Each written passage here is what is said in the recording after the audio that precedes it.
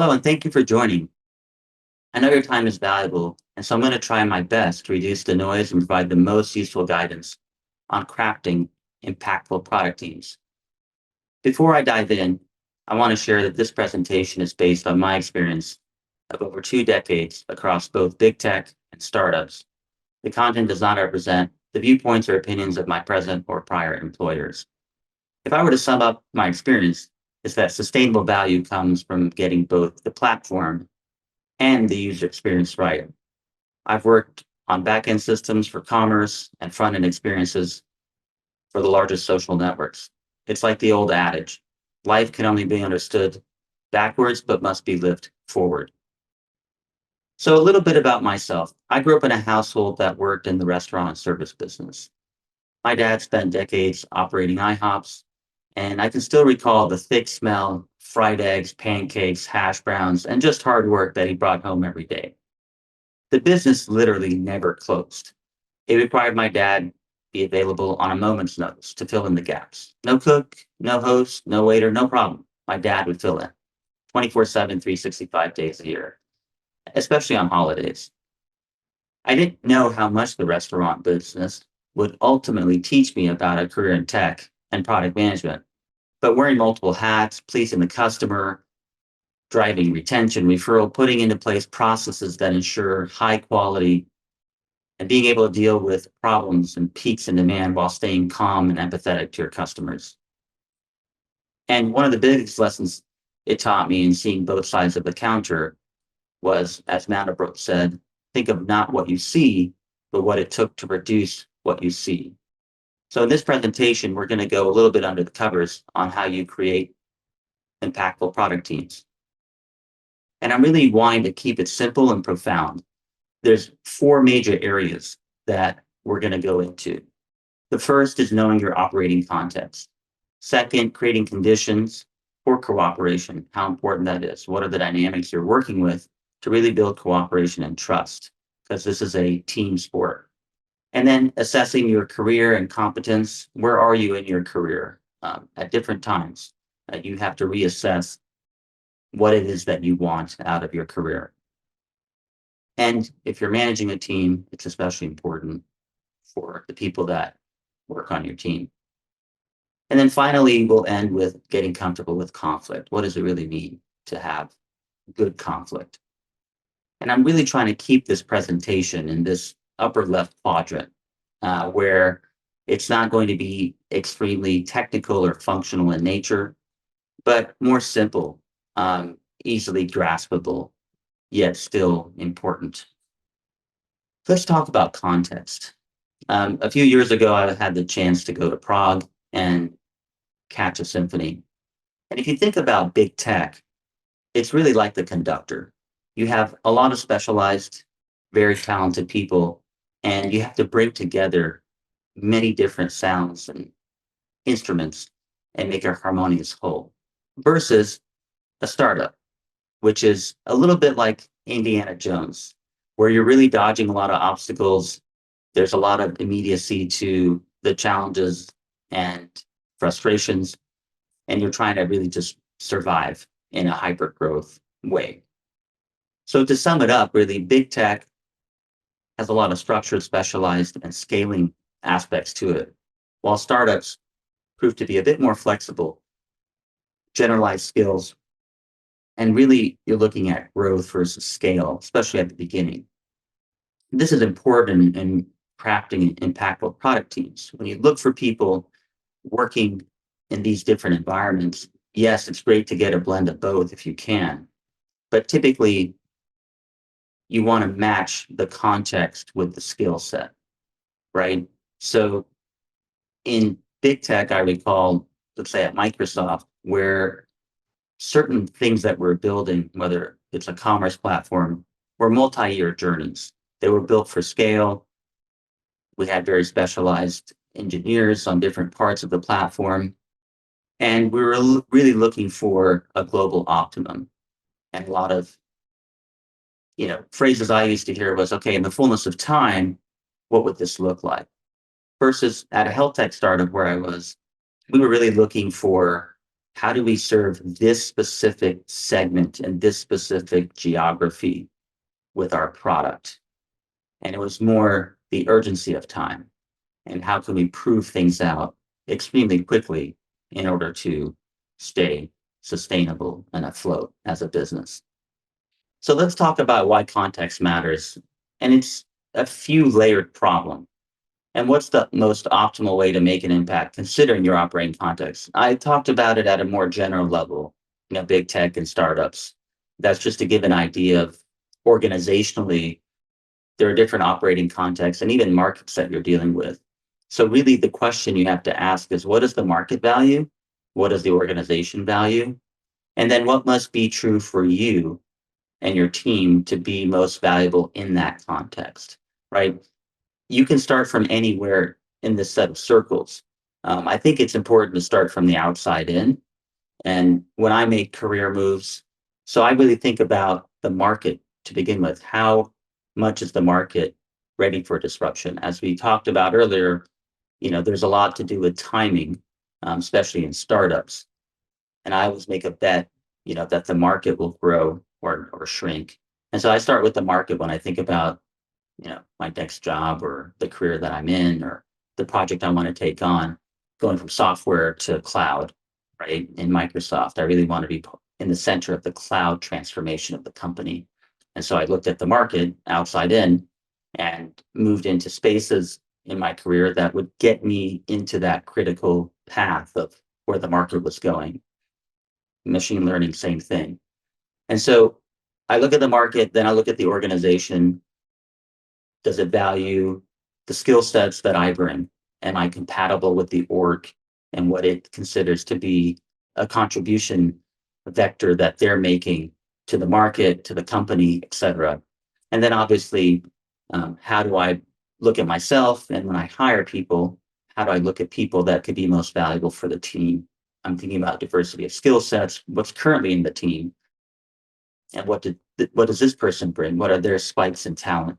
What are their areas of development? So context really matters depending on how much impact you can make. Putting the wrong person in a context or a team can be disruptive to the team. And likewise, if you have a certain set of talents and you're not in the right operating context, it doesn't matter how good you are, it's much harder to succeed. So it's important to understand what context you're operating in.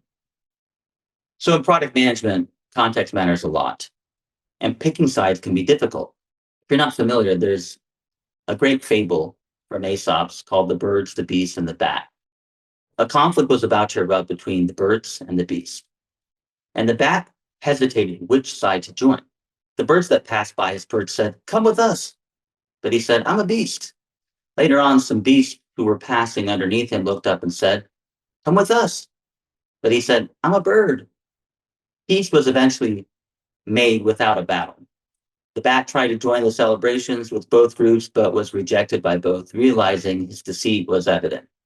So, shunned by all, he hid in dark places, flying alone at night, and eventually becoming interested in product management.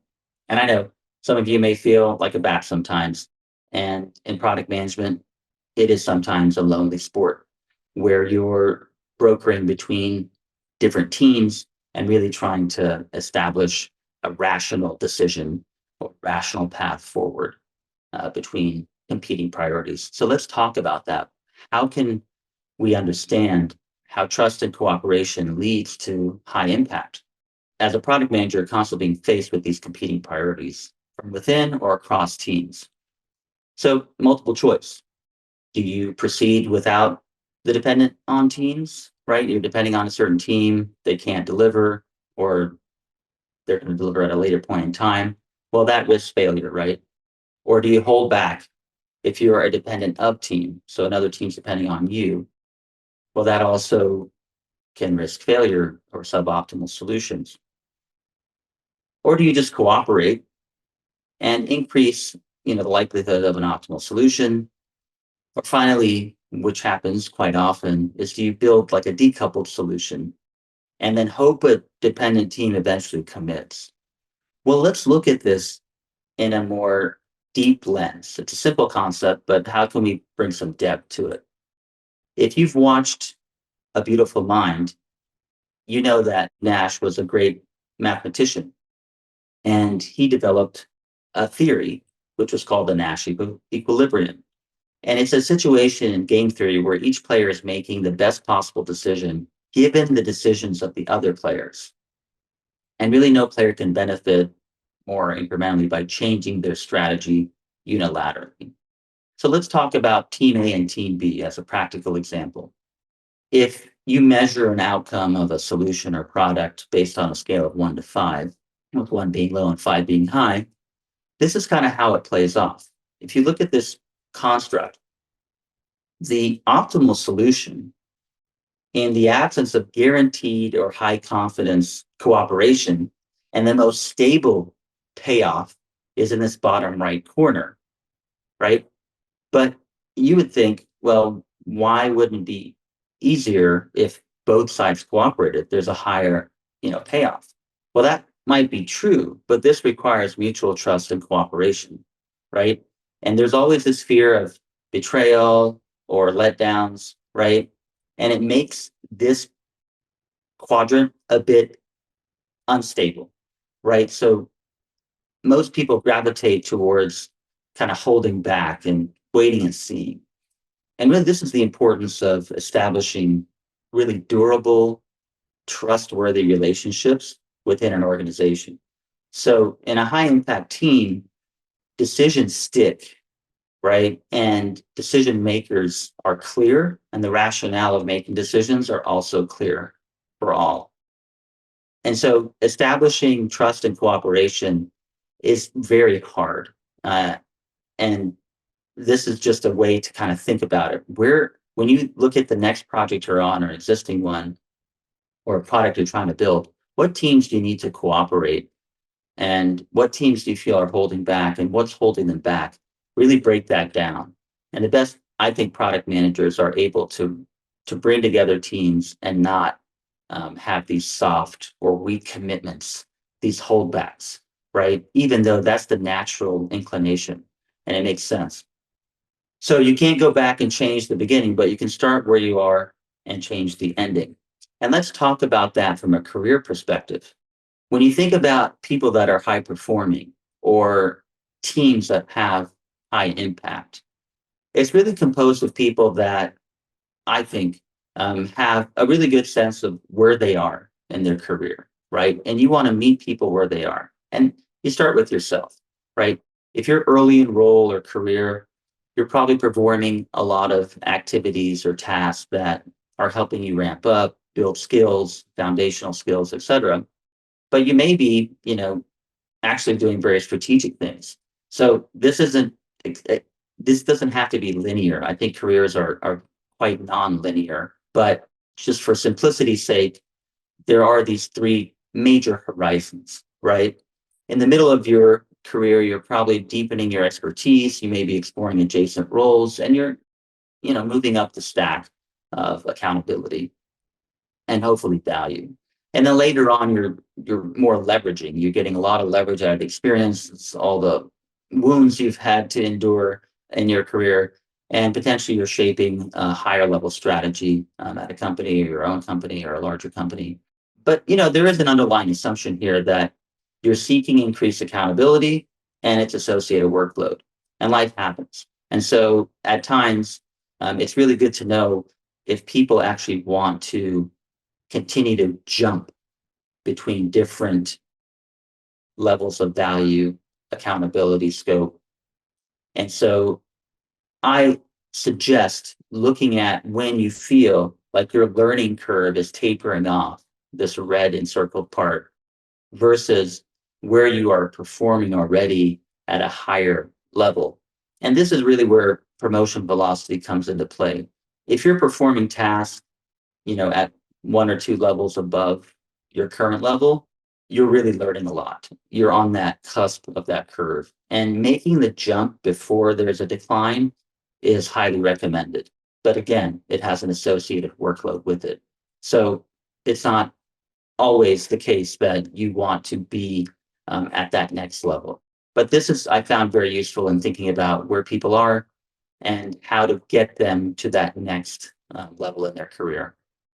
And really, I think considering two major kind of intersections of the enjoyment of the job and your competence or motivation and competence.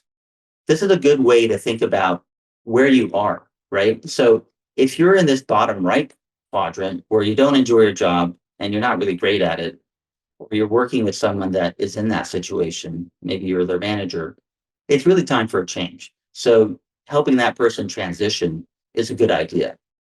Versus in the top left quadrant where you enjoy your job, you're good at your job, you're probably making high impact, you're probably in a high performance mode.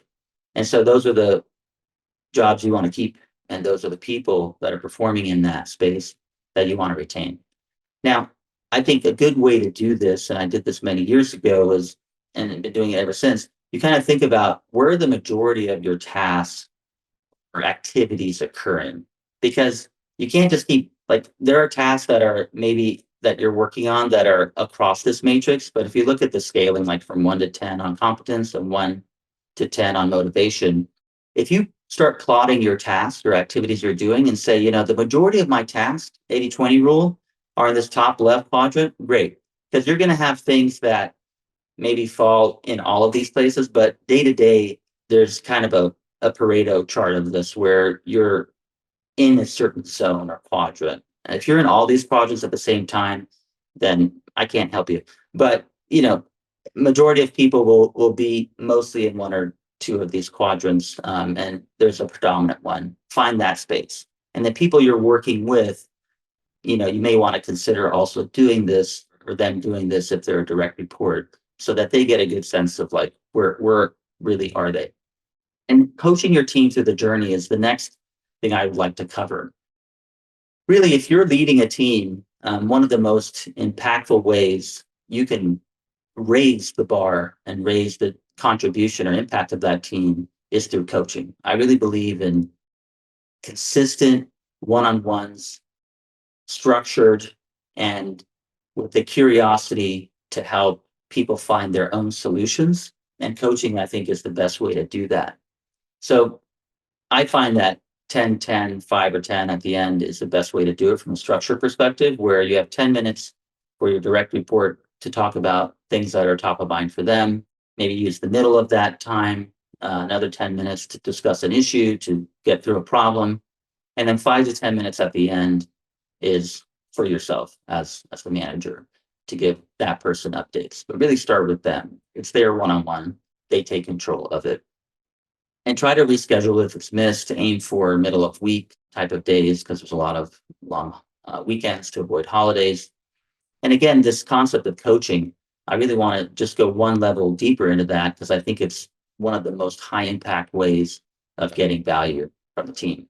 And I really like what Michael Bungay Stanier had in the Coaching Habit book. It's a great book. There's a series of questions that are laid out, and I think following those for me have been consistently really good, where they start out a bit open-ended and then start narrowing in on what's really a challenge or the focus for the person you're talking to, and then how can you actually help them, and getting a feedback loop at the end of how helpful or what was the most useful thing in the conversation. So that hopefully this will help structure coaching, but I highly recommend reading the book. But these are the key points. And it really encourages employees to take ownership of their own problem, right? People will come into your space and bring problems in, and that's great. But taking ownership of it from everyone, if you take everyone's problems in, you're pretty much overwhelming yourself, right? And you're going to end up not being able to solve the problems that were assigned to you or that you feel are most important. And while it's good to help people get through their problems, solving them kind of defeats the purpose. It doesn't let them have the room to grow. And obviously, active listening. If you're asking these questions and actually like sitting there and not overstepping and listening actively to the person, then that increases your trust with them. It gives you a deeper understanding. And you start to find patterns maybe across the team that you couldn't find by just dismissing or not going through a coaching process with your team. So really creating impact means understanding what's on the ground, what's actually happening, and giving people the connection to, the strategic vision and again, the operating context, maybe higher levels of operating context that they might not be seeing and how their work relates to that. So you can only kind of get to that through some of the challenges and working through them as a coach. And I want to end with this concept of conflict. So I think Lencioni has a really good grasp of this, where he talks about, conflict is not a bad thing for a team, but the fear of conflict is almost always a sign of problems. How do you kind of conceptualize and embrace conflict within your organization? Because the right type of conflict really drives the most impact, in my opinion. And as a product manager, embracing conflict and knowing how to deal with it can take you to that next level. So the concept here, adapted from the advantage, is that there's this continuum where on the left side you have very constructive teams, but if you go too far to the left, you have this artificial harmony. And then on the right hand side, it's somewhat destructive, where if you go too far to the right there, it feels more like personal attacks. And it's a very unhealthy environment. So both sides are unhealthy. They just manifest themselves differently. What are some examples of this? Well, on the more constructive side, meetings feel unproductive. If you're getting asynchronous feedback, like on a document, it's pretty passive. There's not really insights. It's not creating any tension to get to a better solution. And leaders typically halt disagreements prematurely. They don't let it play out in a healthy way. Decision takes too long. You've got this hot potato where no one's really making a decision. There's hyper delegation. And then you typically get like hallway discussions or back channel, like, oh, did you see what happened there? Like, no one made a decision. I don't know if we're going to get this thing off the ground. Like, you start hearing these murmurs that are very unhealthy for a team. On the other side, when it's constructive, meetings are quite chaotic, right? It's argumentative. Leaders, instead of like resolving disputes, they're kind of fueling them and taking sides instead of stepping back and trying to come with a great solution. And decisions are made quite hastily, right? There is not sufficient discussion. Not all the parties that need to be involved are there. And you have a lot of resentment because there's lack of buy-in.